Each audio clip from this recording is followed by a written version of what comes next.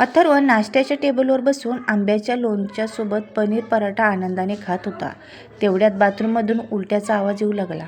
तेव्हा त्या आवाजाने त्याची आई मालतीताईंचे कान टवकारले आणि त्या आश्चर्याने उभ्या राहिल्या आणि म्हणाल्या, अथर्व, गेल्या 2 दिवसापासून सुनबाईला उलट्या होत आहेत. सुनबाई गोड बातमी देणार आहे की काय? आपल्या आईच्या अशा बोलण्याने अथर्वला धक्काच बसला.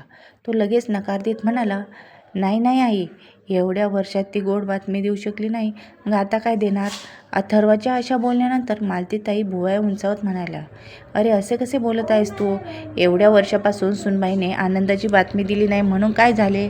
असेही असू शकते की आता प्रेग्नंट झाली असेल. येऊ दे सुनबाईला, मी तिलाच विचारते. एवढे बोलून मालतीताई देवाकडे प्रार्थना करू लागल्या. त्या काय बोलत होत्या ते ऐकायला येत नव्हते, परंतु त्यांचे ओठ हलत होते. तर इकडे अथर्व आपल्या आईचे असे बोलणे ऐकून खूप परेशान झाला होता. काही वेळाने वैद्यही अस्वस्थपणे वॉशरूममध्ये बाहेर आली. त्यामुळे अथर्व थोडा बेचैन झाला. मालतीताई आनंदाने आपल्या सुनबाईकडे गेल्या आणि तिच्या खांद्यावर हात ठेवून म्हणाल्या, सुनबाई, तुला 2 दिवस उलट्या होत आहेत. काही चांगली बातमी आहे का? अथर्व जरी नाश्त्याच्या प्लेटकडे बघत असला तरी त्याचे कान मात्र सासू आणि सुनाच्या चाललेल्या संभाषणावर केंद्रित झाले होते. दुसऱ्या क्षणी सुनबाईच्या प्रश्नाला उत्तर देताना वैदेही जे काय म्हणाली ते ऐकून अथर्वच्या पायाखालची जमीन सरकली. वैदेही हळूच लाजत म्हणाली, हो आई, तुम्ही आजी होणार आहात. हे ऐकून अथर्वचा राग अनावर झाला. त्याच्या मुठी आवळल्या. त्याच्या रागाचा ज्वालामुखी कोणत्याही क्षणी फुटणार आहे असे वाटत होते. तेवढ्यात टॉवेलने ओले केस पुसत तिची नणंद चंद्रासुद्धा तिच्या खोलीतून बाहेर आली आणि आनंद व्यक्त करत म्हणाली, वा वहिनी, याचा अर्थ मी आत्या होणार आहे. ती पण खूप खुश झाली होती. आपल्या सासू आणि नंदेचा आनंद पाहून वैदेही मन कडू झाले. लग्नाला 5 वर्षे उलटूनही ती आई होऊ शकली नाही. तेव्हा तिची सासू आणि नणंद तिला वांज म्हणून रोज टोमणे मारत असायच्या. म्हणून तिला आपल्या सासू आणि नंदेचा झालेला आनंद पाहत नव्हता. ती लगेच स्वयंपाकघरात गेली, पण तिला माहीत होते की खरा धमाका तर अजून व्हायचा बाकी आहे. ती शांतपणे स्वतःसाठी प्लेटमध्ये नाश्ता घेऊन लागली. जेव्हा ती नाश्त्याची प्लेट घेऊन डायनिंग टेबलवर आली तेव्हा तिने पाहिले की अथर्व त्याचा नाश्ता अपूर्ण ठेवून खोलीत गेला आहे. तेव्हा ती स्वतःशीच हसली आणि अगदी निवांतपणे नाश्ता करू लागली. तेवढ्यात तिच्या सासूबाई मालतीताई अथर्वच्या खोलीत गेल्या आणि म्हणाल्या, बाळा, तू आज ऑफिसमधून सुट्टी घे. आपण सर्वजण मंदिरात जाऊ. अखेर आज देवाने माझी ऐकली आहे. आता आपला वंशज पुढे वाढत आहे. हे ऐकून अथर्वला राग आला आणि तो रागाने म्हणाला, आई, माझी डोके खाऊ नकोस. मला थोडा वेळ एकट्याला राहू दे. तेव्हा मालतीताई आश्चर्याने म्हणाल्या, अरे बाळा, तू बाप होणार आहेस तरी तू आनंदी झाला नाही? अथर्वला भिंतीवर डोकं आपटावेसे वाटले, पण आईसमोर तो फक्त एवढंच म्हणाला, आई प्लीज आता बाहेर जा, मी नंतर बोलेन. असं म्हणत तो अस्वस्थपणे खोलीत पडून राहिला. पण त्याच्या मनात चाललेल्या वादळाचा अंदाज कोणालाही येत नव्हता. त्याची आई खोलीतून बाहेर पडताच त्याने आपल्या हाताच्या मुठीत करून भिंतीवर मारू लागला. जणू काही तो आपल्या प्रहाराने भिंत उद्ध्वस्त करू शकेल. काही वेळाने वैदेही खोलीत आली. अथर्वने पटकन तिचा हात धरला आणि रागाने थरथरत्या स्वरात म्हणाला, तुझ्या पोटात वाढणारे बाळ कोणाचे आहे? तू कुठे जाऊन दुष्कृत्य केले आहेस? वैदेहीने तिचा हात त्याच्या पकडीतून सोडवला आणि म्हणाली, तुम्ही हे काय बडबड करत आहात? आपण दोघं नवरा बायको आहोत. माझ्या पोटात वाढणारे बाळ तुमचंच आहे. अथर्व एवढ्या जोरात बोलत होता की त्याचा आवाज ऐकून मालतीताई आणि चंद्रा दोघी त्याच्या रूमबाहेर येऊन उभ्या राहिल्या. आपल्या मुलाला आज आलेला एवढा राग पाहून मालतीताई रागातच म्हणाल्या, अरे बाळा, तू हे काय करत आहेस? सुनबाई आई होणार आहे. अशा परिस्थितीमध्ये आपल्या सर्वांना तिची काळजी घ्यायला हवी. तिला नेहमी आनंदात ठेवायला हवे. पण तू जर सुनबाईबरोबर भांडण करत आहेस. आता अथर्वला राहवले नाही म्हणून तो रागातच मोठ्याने म्हणाला, आई, तू आमच्यामध्ये बोलू नकोस. एवढे बोलून त्याने त्याच्या खोलीचा दरवाजा जोरात बंद केला. परंतु त्याचा आवाज मोठा अजूनसुद्धा खोली बाहेर येत होता. मालतीताई परेशान झाल्या होत्या की आज अथर्वला काय झाले आहे. खोलीमधून अथर्वचा मोठ्याने येणारा आवाज ऐकून चंद्रा आणि मालतीताई दोघी हैराण होऊन एकमेकीच्या तोंडाकडे पाहत होत्या. तेवढ्यातच अथर्वचा पुन्हा एकदा मोठ्याने आवाज आला, तू खोटं बोललास आई. तुझ्या पोटात वाढणारे बाळ माझे असू शकत नाही, कारण मी नामर्द आहे. जर मी नामर्द आहे तर तू सांग, तू प्रेग्नंट कशी झालीत? हे बाळ कोणाचे आहे? अथर्वचे असे बोलणे ऐकून मालतीताई आणि चंद्रा दोघींना धक्काच बसला. त्या दोघींना तर हे सत्य माहीतच नव्हते. तर खोलीत अथर्वच्या प्रश्नावर वैदेही क्षणभर त्याच्या डोळ्यात पाहत म्हणाले, अथर्व, जर तू स्वतः नपुसक होतास तर मला इतकी वर्ष वांज का म्हणत होतास? अथर्व रागाने थरथरत्या स्वरात म्हणाला, तो मुद्दा नाही. मुद्दा हा आहे की मी नपुसक आहे, मग तू प्रेग्नेंट कशी झालीस? असे बोलून त्याने वैदेहीवर हात उगारण्याचा प्रयत्न केला, पण वैदेहीने पटकन त्याचा हात पकडून तो झटकून बाजूला केला आणि त्या बदल्यात त्याच्या जोरात कानशिलात मारत म्हणाली, या प्रश्नाचे उत्तर मी देईन, पण तुझ्या बहिणीसमोर आणि तुझ्या आईसमोर. तुम्ही लोकांनी मला जगासमोर वांज ठरवून माझी बदनामी केली होती. आता त्यांनाही कळायला हवं की खरी गोष्ट काय आहे. उणीव माझ्यात होती, माझ्यात नाही, तुझ्यात. तरी इतकी वर्षे मी वांज असल्याचा टोमणा सहन करत आहे.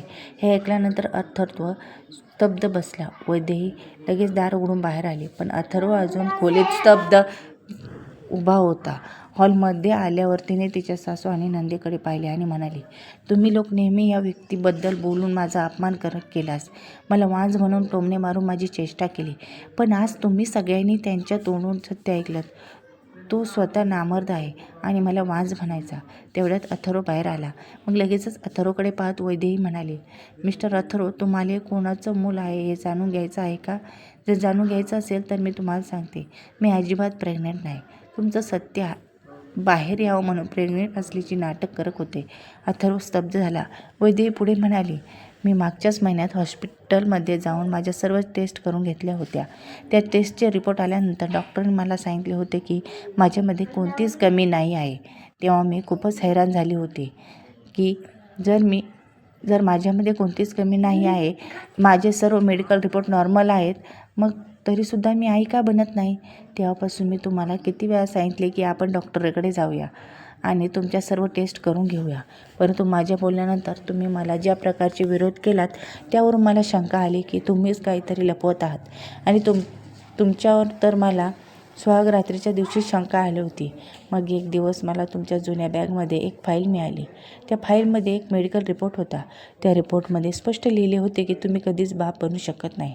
तुम्ही एवढे मोठे सत्य लपवून माझ्यावर लग्न केलेत, स्वतः चुकी करून माझे आयुष्य बर्बाद केले. तरीसुद्धा मी वांज असल्याचा कलंक माझ्या माथी मारून तुम्ही मात्र ताठमानेने जगत होतात.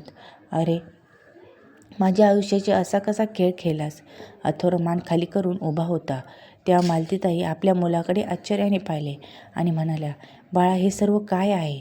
अथर्व लाजिरवाणे स्वरात म्हणाला, आई, तुला आठवतंय का, एकदा मी माझ्या मित्रांसोबत मनालीला गाडीने गेलो होतो आणि वाटेत आमचा अपघात झाला होता. त्या अपघातात मी बाप बनण्याची क्षमता गमावून बसलो होतो, पण मी कोणाला काहीच सांगितले नाही.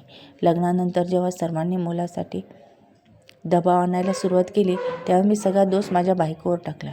पण मी कधीच असा विचार केला नाही की माझ्यासोबतसुद्धा असे काही होऊ शकते. एवढे बोलून तो शांत बसला.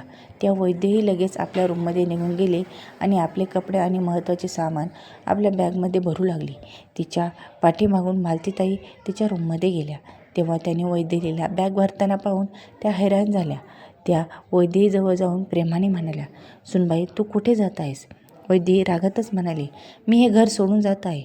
मला असा विश्वासघातकी नवरा नको आहे. तेव्हा मालतीताई तिला समजावत म्हणाल्या, हे बघ सुनबाई, तू असे बोलू नकोस. तू या घरची सून आहेस. तू हे घर सोडून कुठे जाणार? तुम्ही कोणते बाळ दत्तकसुद्धा घेऊ शकता ना? आपल्या सासूबाईंचे असे बोलणे ऐकल्यावर वैदेही रागातच म्हणाली, कारपर्यंत तुम्ही लोक मला वांज म्हणून टोमणे मारत होतात, पण आता तुम्हाला समजले की तुमच्या मुलामध्ये कमी आहे, तेव्हा लगेचच तुम्ही दत्तक मूल घेण्याविषयी बोलत आहात. मी अशा माणसासोबत एका छताखाली राहू शकत नाही आणि तुम्हीसुद्धा अशा माणसासोबत मला माझे आयुष्य जगण्यासाठी मजबूर करू शकत नाही. तुम्हाला तुमच्या मुलाचे दुसरे लग्न करायचे होते ना, मग त्याचे दुसरे लग्न करा आणि एखादे बाळ दत्तक घ्या. तुम्ही लोकांना जे हवे ते तुमच्या मर्जीने करा, पण आता मी या घरात राहणार नाही. एवढे बोलून वैदेहीने आपली बॅग उचलली आणि ते घर सोडून निघाली. आता मालतीताई, चंद्र आणि अथर्व एकमेकाच्या चेहऱ्याकडे पाहत होते. आता त्यांच्यामध्ये एक प्रकारची शांतता पसरली होती. जे सत्य लोकांना माहीत नव्हते ते आज सर्वांनाच माहीत झाले होते. वैदेहीने अथर्वला घटस्फोट दिला होता. आता कोणीही आपल्या मुलाचे अथर्वशी लग्न करून द्यायला तयार नव्हते. आपल्या सुनेला टोमणे मारण्याचे आज चांगले कर्म मालतीताईंना मिळाले. आता तर सुनई त्याच्या घरात नव्हती आणि मुलाच्या नावाला सुद्धा कलंक लागला होता. इकडे वैदेहीच्या बाबांनी तिचा घटस्फोट झाल्यानंतर तिचे दुसरे लग्न करून दिले. वैदेहीचे विश्वजित नावाच्या मुलासोबत दुसरे लग्न झाले होते. विश्वजित आणि त्याचे कुटुंब खूपच चांगले आणि संस्कारी होते. लग्नानंतर वर्षभरातच वैदेहीला आई बनण्याचे सुख मिळाले आणि तिच्या सुखी संसारात अजून आनंद भरला. आता वैदेही विश्वजितबरोबर सुखाने संसार करत आहे. परंतु इकडे अथर्व आपले पूर्ण आयुष्य एकट्याने जगत आहे. मित्रांनो, कधीही सत्य लपवून कोणत्याही नात्याची सुरुवात करायला नको. कारण जेव्हा सत्य समोर येते तेव्हा सर्व गोष्टी विखुरल्या जातात. त्याविषयी आपले मत काय आहे हे तुम्ही आमची कथा कशी वाटली ते तुम्ही कमेंट बॉक्समध्ये कमेंट करून नक्की कळवा. आणि जर का आजची कथा आवडली असेल तर कठीण आहे का शेअर करा. थँक्यू. धन्यवाद.